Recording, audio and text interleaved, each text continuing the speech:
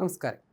NEET പരീക്ഷാ ക്രമക്കേടിൽ പ്രതിഷേധിച്ച് cockroach Janata party Jantar മന്ദിറിൽ നടത്തുന്ന സമരം കഴിഞ്ഞ ദിവസം അക്രമാസക്തമായ സംഭവങ്ങളിലേക്കാണ് കടന്നത്.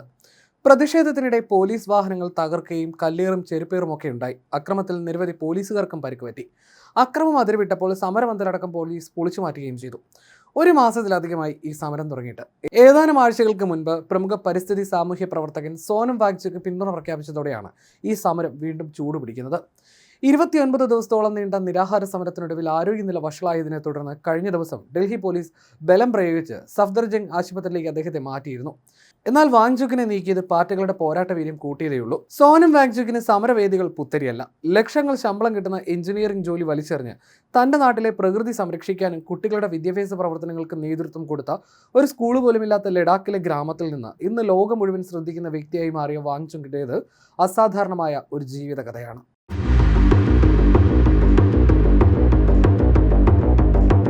1966 ലഡാക്കിലെ ലേ ജില്ലയിലെ ആൽച്ചിക്കടുത്താണ് സോനം വാങ്ചുക് ജനിക്കുന്നത്. അച്ഛൻ സോനം വാങ്ങിയാൽ, അമ്മ സെറിംഗ് വാങ്മോ. ഗ്രാമത്തിൽ സ്കൂളുകളില്ലാത്തതിനാൽ 9 വയസ്സ് വരെ അദ്ദേഹത്തെ സ്കൂളിൽ വിട്ടിരുന്നില്ല. ആ പ്രായം വരെ അമ്മയായിരുന്നു അദ്ദേഹത്തിൻ്റെ അധ്യാപിക. അമ്മ തനിക്കറിയാവുന്നതൊക്കെ മകന് പകർന്നു നൽകി. 9 വയസ്സുള്ളപ്പോൾ ശ്രീനഗറിലേക്ക് കൊണ്ടുപോയി അവിടെയുള്ളൊരു സ്കൂളിൽ ചേർത്തു. എന്നാൽ അടിസ്ഥാന വിദ്യാഭ്യാസം കിട്ടാത്തതിനാൽ മറ്റു കുട്ടികളുടെ ഒപ്പം എത്താൻ അദ്ദേഹത്തിന് കഴിഞ്ഞില്ല. അതോടെ ക്ലാസ്സിൽ പലപ്പോഴും മണ്ടൻ എന്ന രീതിയിൽ പരിഹസിക്കപ്പെട്ടു. ഈ മണ്ടൻ പിന്നീട് ലോകമറിയുന്ന ശാസ്ത്രജ്ഞനായി വളർന്നുവെന്നത് വേറെ കാര്യം. കുട്ടിക്ക് എന്തോ പ്രശ്നമുണ്ടെന്ന് കരുതി കൗൺസിലിങ്ങിനും വിധേയനാക്കി. ഈ ചികിത്സ സഹിക്കാൻ കഴിയാതെ 1977 അദ്ദേഹം ഒറ്റയ്ക്ക് ഡൽഹിയിലേക്ക് രക്ഷപ്പെട്ടു. ഡൽഹിയിലെ വിശേഷ് കേന്ദ്രീയ വിദ്യാലയത്തിലെ സ്കൂൾ പ്രിൻസിപ്പലിൻ്റെ അടുത്താണ് ഒരു ബന്ധു വഴി അവൻ എത്തിപ്പെട്ടത്. ആ പ്രിൻസിപ്പളാണ് സോനം വാങ്ചുക്കിൻ്റെ കഴിവുകൾ തിരിച്ചറിഞ്ഞ് വളർത്തിയത്. പഠിക്കാനുള്ള സാമ്പത്തികമായിട്ടുള്ള സഹായം പിതാവിൽ നിന്ന് കിട്ടിയിരുന്നു. ഇതോടെ മിടുക്കനായ അവൻ നല്ല പരിശീലനം കിട്ടിയതോടെ വളർന്നു. 1987 ശ്രീനഗറിലെ നാഷണൽ ഇൻസ്റ്റിറ്റ്യൂട്ട് ഓഫ് ടെക്നോളജിയിൽ നിന്ന് മെക്കാനിക്കൽ എഞ്ചിനീയറിംഗിൽ ബിടെക് ബിരുദം നേടിയ അദ്ദേഹം എഞ്ചിനീയറിംഗ് തിരഞ്ഞെടുക്കുന്നതിനെ ചൊല്ലി പിതാവുമായിട്ടുള്ള അഭിപ്രായ വ്യത്യാസങ്ങൾ കാരണം വിദ്യാഭ്യാസത്തിനുള്ള പണം സോനം സ്വയം ജോലി ചെയ്താണ് കണ്ടെത്തിയിരുന്നത്. 1988 ബിരുദാനന്തര ബിരുദം ഉയർന്ന മാർക്കിൽ അദ്ദേഹം നേടി. ഈ സമയത്താണ് സോനം വാങ്ചുക്കിലെ ആക്ടിവിസ്റ്റ് ഉണരുന്നത്. ലഡാക്കിലെ വിദ്യാഭ്യാസ സമ്പ്രദായം എത്ര മോശമായിരുന്നു എന്ന് തിരിച്ചറിഞ്ഞ അദ്ദേഹം എഡ്യൂക്കേഷൻ ആക്ടിവിസമാണ് ആദ്യം സ്വീകരിച്ചത്.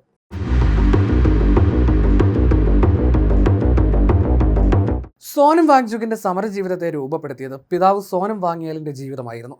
തന്റെ ചെറുപ്പകാലത്ത് പിതാവ് നടത്തിയ പ്രക്ഷോഭങ്ങൾ കണ്ടു വളർന്ന വാങ്ചുക്കിന്റെ ജീവിതം ഇന്ന് രാജ്യത്തിന്റെ തന്നെ ശ്രദ്ധാകേന്ദ്രമാണ്. പിതാവ് സോനം വാങ്യാൽ 1984 ലഡാക്കിന് പട്ടികവർഗ പദവി ആവശ്യപ്പെട്ട് നടത്തിയ നിരാഹാര സമരമാണ് വാങ്ചുക്കിലെ സാമൂഹ്യ പ്രവർത്തകർ അടിത്തറയിട്ടത്. ലഡാക്കിലെ മോശം വിദ്യാഭ്യാസ രീതികളെ തിരുത്തി എഴുതാൻ 1988 വാങ്ചുക് സെക്മോൾ എന്ന ബദൽ പഠന വിദ്യാലയത്തിന് രൂപം നൽകി. പ്രാദേശിക ഭാഷയെയും സംസ്കാരത്തെയും ഉൾക്കൊണ്ടുള്ള പാഠ്യപദ്ധതികളിലൂടെ 80കളിൽ കേവലം 5% മാത്രമുണ്ടായിരുന്ന 10ാം ക്ലാസ് വിജയശതമാനം 2000 75% ഉയർത്താൻ അദ്ദേഹത്തിൻ്റെ പ്രവർത്തനങ്ങൾക്ക് സാധിച്ചു. 1988 ദലൈലാമ നൽകിയ പ്രത്യേക ധനസഹായവും വാങ്ചുക്കിൻ്റെ ദൗത്യത്തിന് കരുത്തേകി. തുടർന്ന് 2018 രാമൻ മഗ്സെ അവാർഡും അദ്ദേഹത്തെ തേടിയെത്തി. ബോളിവുഡ് ചിത്രം 3 ഇഡിയറ്റ്സിലെ ഫുൻസുക് വാങ്ഡു എന്ന കഥാപാത്രത്തിന് പ്രചോദനമായത് സോനം വാങ്ചുക്കിൻ്റെ ജീവിതമാണെന്ന് അടുത്ത കാലം വരെ പ്രചാരണമുണ്ടായിരുന്നു. എന്നാൽ അമീർ ഖാൻ ഇക്കാര്യം അടുത്തിടെ തള്ളിയിരുന്നു. എന്നാൽ വാങ്ചുക്കിൻ്റെ ജീവിതത്തെക്കുറിച്ച് ആഴമായി പഠിക്കുമ്പോൾ ഈ സിനിമയിലെ വാങ്ചുക് റെഫറൻസ് എന്താണെന്ന് പ്രേക്ഷകർക്ക് ബോധ്യമാകും. അദ്ദേഹത്തിൻ്റെ ആരോഗ്യനില വഷളാകുന്നത് ഇപ്പോൾ അനുയായികൾക്കിടയിൽ വലിയ ആശങ്ക സൃഷ്ടിച്ചിരിക്കുകയാണ്. കഴിഞ്ഞ ഏതാനും ദിവസങ്ങളായി അദ്ദേഹത്തിൻ്റെ ആരോഗ്യം കൂടുതൽ മോശമായതിനെ തുടർന്ന് ഉപവാസം അവസാനിപ്പിക്കാൻ പ്രതിപക്ഷ നേതാക്കളും സാമൂഹ്യ പ്രവർത്തകരും ബോളിവുഡ് താരങ്ങളും സംഗീതജ്ഞരും വാങ്ചുക്കിനോട് അഭ്യർത്ഥിച്ചിട്ടുണ്ട്. വാങ്ചുക്കിന് പ്രതിഷേധ രൂപത്തിലുള്ള ഉപവാസവും പുതിയൊരു കാര്യമല്ല. തൻ്റെ ജന്മനാട്ടിലെ ഭീഷണിയിലായ പാരിസ്ഥിതികാവസ്ഥ എടുത്തു കാണിക്കുന്നതിനായി ആഴ്ചകളോളം നീണ്ടുനിന്ന 2 നിരാഹാര സമരങ്ങൾ കഴിഞ്ഞ വർഷവും അദ്ദേഹം നടത്തിയിരുന്നു. നിരാഹാര സമരം ആരംഭിക്കുന്നതിന് മുൻപ് വാങ്ചുക്കും അദ്ദേഹത്തിൻ്റെ അനുയായികളും ലഡാക്കിൽ നിന്ന് 100 കണക്കിന് കിലോമീറ്ററുകൾ നടന്ന് കാൽനടയായിട്ടാണ് ഡൽഹിയിലെത്തിയത്.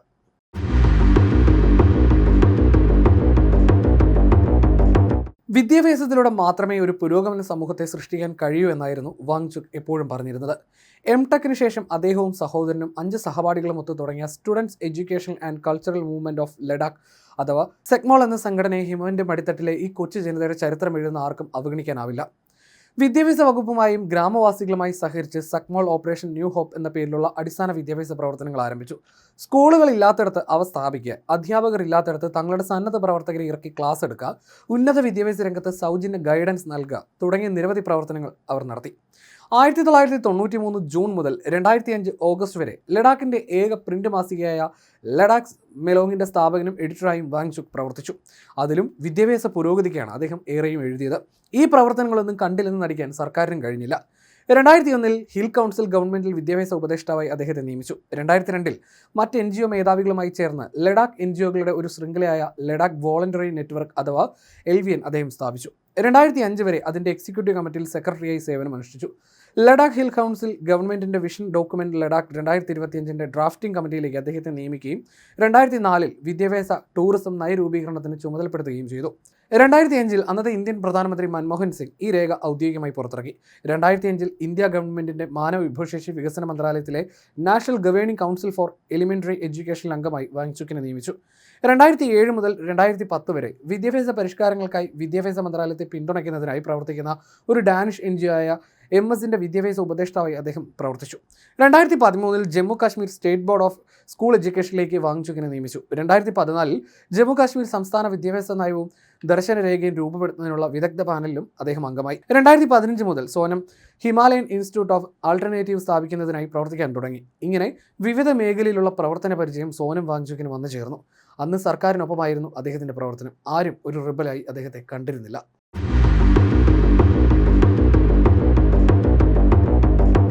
പഠിക്കുന്ന കാലത്ത് തന്നെ ആശയങ്ങളുടെ രാജാവ് എന്നാണ് വാങ്ചുക് അറിയപ്പെട്ടിരുന്നത്. ലഡാക്കിലെ ജനങ്ങളുടെ നിത്യജീവിതത്തെ ബാധിക്കുന്ന നിരവധി കണ്ടുപിടുത്തങ്ങൾ അദ്ദേഹം നടത്തി. ലഡാക്കിലെ ശുദ്ധജലക്ഷാമത്തിന് പരിഹാരമായി കണ്ടുപിടിച്ച ഐസ് സ്തൂപമാണ് ഇതിൽ ഏറ്റവും പ്രധാനം. ഏപ്രിൽ-മെയ് മാസങ്ങളിൽ ലഡാക്കിലെ കർഷകർ നേരിടുന്ന ജലപ്രതിസന്ധിക്ക് പരിഹാരം കണ്ടെത്തുകയായിരുന്നു ഇതിലൂടെ അദ്ദേഹം ലക്ഷ്യമിട്ടത്. ശൈത്യകാലത്ത് പാഴാകുന്ന അരുവികളുടെ ജലത്തെ ഭീമൻ ഐസ് കോണുകൾ അല്ലെങ്കിൽ സ്തൂപങ്ങളുടെ രൂപത്തിൽ സംഭരിക്കുകയാണ് ചെയ്യുക. എന്നിട്ട് വസന്തത്തിന്റെ അവസാനത്തിൽ വെള്ളം ഉരുകാൻ തുടങ്ങുമ്പോൾ ഇത് പുറത്തുവിടും. കർഷകർക്ക് വെള്ളം ആവശ്യമുള്ള സമയമാണിത്. അപ്പോൾ ധാരാളം വെള്ളം കിട്ടും. 2014 ഫെബ്രുവരി അവസാനത്തോടെ ഏകദേശം 1.5 ലക്ഷം ലിറ്റർ ശൈത്യകാല നീരൊഴുക്ക് വെള്ളം സംഭരിപ്പിക്കാൻ കഴിയുന്ന 2 നിലകളുള്ള ഒരു ഐസ് സ്തൂപത്തിന്റെ പ്രോട്ടോടൈപ്പ് അവർ വിജയകരമായി നിർമ്മിച്ചു. ലളിതമായ ശാസ്ത്രതത്വങ്ങൾ വഴി നിർമ്മിച്ച ഈ സാധനം ലഡാക്കിലെ ജലപ്രശ്നത്തിന് വലിയ പരിഹാരമായി. ഐസ് സ്തൂപ ടെക്നോളജി പഠിക്കാൻ പിന്നീട് സിക്കിം സർക്കാർ അദ്ദേഹത്തെ ക്ഷണിച്ചു. സ്വിറ്റ്സർലൻഡ് അധികൃതരും ഇതേക്കുറിച്ച് പഠിക്കാൻ അദ്ദേഹത്തെ രാജ്യത്തേക്ക് ക്ഷണിച്ചു. മണ്ണുകൊണ്ട് നിർമ്മിച്ച പരിസ്ഥിതി സൗഹാർദ്ദ വീടുകളായിരുന്നു അദ്ദേഹത്തിന്റെ മറ്റൊരു സംഭാവന. ഊർജ്ജ സംരക്ഷണ തത്വങ്ങൾ വഴി നിർമ്മിച്ച ഈ വീട്ടിൽ -30°C താപനില താഴ്ന്ന കടുത്ത ശൈത്യകാലത്ത് പോലും ചൂടായിരിക്കും. ലഡാക്ക്, സിക്കിം, നേപ്പാൾ തുടങ്ങിയ പർവ്വത പ്രദേശങ്ങളിലെ നിരവധി പേർക്ക് ഈ വീടുകൾ ഉപകാരപ്പെട്ടു. 2011 ഫ്രാൻസിലെ ഗ്രനോബിലുള്ള ക്രാറ്റർ സ്കൂൾ ഓഫ് ആർക്കിടെക്ചറിൽ മൺപാത്ര വാസ്തുവിദ്യയിൽ 2 വർഷത്തെ ഉന്നത പഠനം വാങ്ചുക് നടത്തിയിരുന്നു. ഇതും മൺവീടുകൾ ഉണ്ടാക്കുന്നതിൽ ഉപകാരപ്പെട്ടു. വാങ്ചുക് നിർമ്മിച്ച Himalayan institute of alternatives Ladakh എന്ന കോളേജ് ക്യാമ്പസ് പൂർണ്ണമായും പരിസ്ഥിതി സൗഹാർദ്ദപരമാണ്. സൗരോർജ്ജം ഉപയോഗിച്ച് പ്രവർത്തിക്കുന്ന ക്യാമ്പസിൽ മൺകെട്ടിടങ്ങളാണ് ഏറെ. കോൺക്രീറ്റിനോട് കിടപിടിക്കുന്ന ഈട് നിൽക്കുന്ന സുരക്ഷിതമായ കെട്ടിടങ്ങൾ അദ്ദേഹം നിർമ്മിച്ച് കാണിച്ചു കൊടുത്തു. 2016 ജൂലൈയിൽ ഫ്രാൻസിലെ ലിയോണിൽ നടന്ന 12ാമത് വേൾഡ് കോൺഗ്രസ് ഓൺ എർത്ത് ആർക്കിടെക്ചറിൽ മികച്ച കെട്ടിടത്തിനുള്ള ഇന്റർനാഷണൽ ടെറ അവാർഡും അദ്ദേഹം സ്വന്തമാക്കി. 2016 വാങ്ചുക് ഫാം സ്റ്റേസ് ലഡാക്ക് എന്ന പേരിൽ ഒരു പദ്ധതി ആരംഭിച്ചു. ഇതോടെ വിനോദസഞ്ചാരികൾക്ക് ലഡാക്കിലെ പ്രാദേശിക കുടുംബങ്ങളോടൊപ്പം താമസിക്കാൻ അവസരം വന്നു. ഈ പരിപാടി വലിയ ഹിറ്റായി. ലഡാക്ക് ഗ്രാമങ്ങൾ കാണാനും ഗ്രാമീണർ ജീവിതം പഠിക്കാനും വിദേശത്ത് നിന്നടക്കം ടൂറിസ്റ്റുകൾ ഇങ്ങോട്ട് ഒഴുകിയെത്തി. ഇന്നും ലഡാക്കിലെ ആയിരക്കണക്കിന് വീട്ടമ്മമാരുടെ പ്രധാന വരുമാന മാർഗം കൂടിയാണിത്. റെസ്പോൺസിബിൾ ഇക്കോ ഫ്രണ്ട്ലി ടൂറിസം എന്ന ആശയം ഈ നാടിന് പരിചയപ്പെടുത്തി കൊടുത്തതും അദ്ദേഹം തന്നെയായിരുന്നു.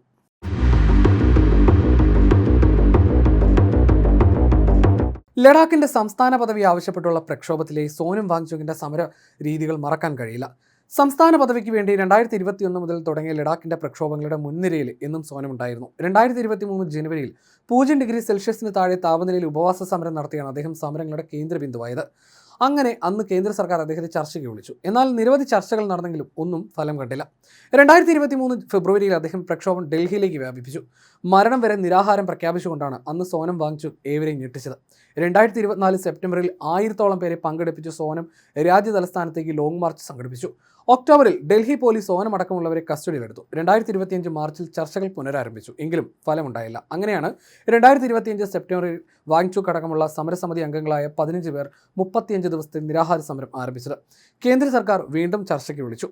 പക്ഷേ ഇത്തവണ സോനം അത് തള്ളിക്കളഞ്ഞു. ഫലം കാണുന്ന ചർച്ചകൾ മതിയെന്നായിരുന്നു അദ്ദേഹം സർക്കാരിനോട് ആവശ്യപ്പെട്ടത്. പിന്നാലെ സെപ്റ്റംബർ 24-ന് LABയുടെ യുവജന വിഭാഗം ലേയിൽ ബന്ദിന് ആഹ്വാനം ചെയ്തു. ഈ ബന്ദ് അക്ഷരാർത്ഥത്തിൽ അന്ന് കലാപമായി മാറി. അതോടെ അദ്ദേഹത്തെ രാജ്യദ്രോഹിയായി ഒരു വിഭാഗം മുദ്രകുത്തി.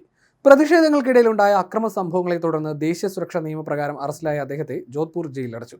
എന്നാൽ ആരോപിക്കപ്പെട്ട കുറ്റങ്ങൾ പിൻവലിച്ചതിനെ തുടർന്ന് 2026 മാർച്ച് മാസത്തിലാണ് അദ്ദേഹം മോചിതനായത്. ദണ്ഡി മാർച്ചിന്റെ മാതൃകയിൽ നടത്തിയ പശ്മിന മാർച്ച്, ഡൽഹിയിലേക്ക് നടത്തിയ പദയാത്ര, 21 ദിവസം നീണ്ട ഉപവാസങ്ങൾ എന്നിവയിലൂടെ താൻ പിന്തുടരുന്നത് പൂർണ്ണമായും ഗാന്ധിയൻ പ്രക്ഷോഭ രീതിയാണെന്ന് വാങ്ചുക് വ്യക്തമാക്കുന്നു. ലഡാക്കിന്റെ മണ്ണും വായുവും ജനങ്ങളുടെ അവകാശങ്ങളും സംരക്ഷിക്കുന്നതിനായി സമരം നടത്തിയിട്ടുള്ള ഈ ഗാന്ധിയൻ പോരാളി ഇന്ന് രാജ്യം ഉറ്റുനോക്കുന്ന ഒരു വ്യക്തിത്വമാണ്.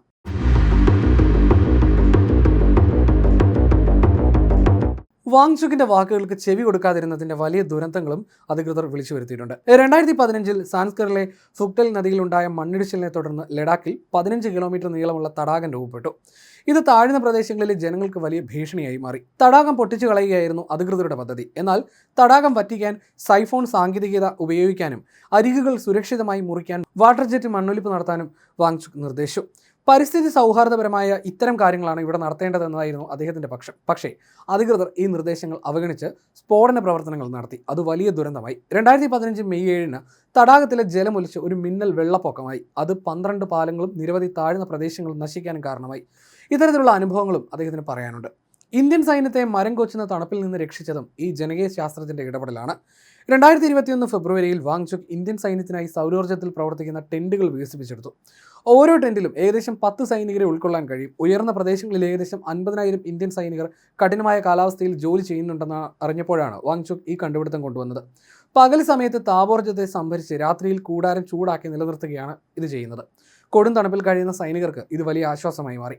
പരിസ്ഥിതിയും വികസനവും ഒത്തുചേരുന്ന ഒരു സമൂഹം സൃഷ്ടിക്കാൻ രാഷ്ട്രീയ ഇടപെടൽ വേണമെന്ന അഭിപ്രായം നേരത്തെ തന്നെ അദ്ദേഹത്തിനുണ്ടായിരുന്നു. അങ്ങനെയാണ് 2013 ലഡാക്കിലെ വിദ്യാർത്ഥി സമൂഹത്തിന്റെ ആവർത്തിച്ചുള്ള അഭ്യർത്ഥനകളെ തുടർന്ന് ഒരു സാമൂഹ്യ ക്യാമ്പയിനും ഗ്രീൻ പാർട്ടിയുടെ ലഡാക്കിന്റെ പതിപ്പുമായ ന്യൂ ലഡാക്ക് മൂവ്മെന്റ് വാങ്ചുക് തുടങ്ങുന്നത്.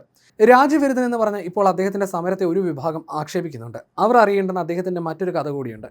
കടുത്ത നക്സൽ വിരുദ്ധനും ചൈന വിരുദ്ധനുമാണ് അദ്ദേഹം. 2020 ജൂൺ 15 ഗാൽവൻ വാലിയിലുണ്ടായ ഏറ്റുമുട്ടലിനെ തുടർന്ന് ഇന്ത്യയിലുടനീളം ചൈനീസ് ഉൽപ്പന്നങ്ങൾ ബഹിഷ്കരിക്കാൻ ആഹ്വാനം ചെയ്തപ്പോൾ അതിന്റെ മുൻപന്തിയിൽ വാങ്ചുകും ഉണ്ടായിരുന്നു.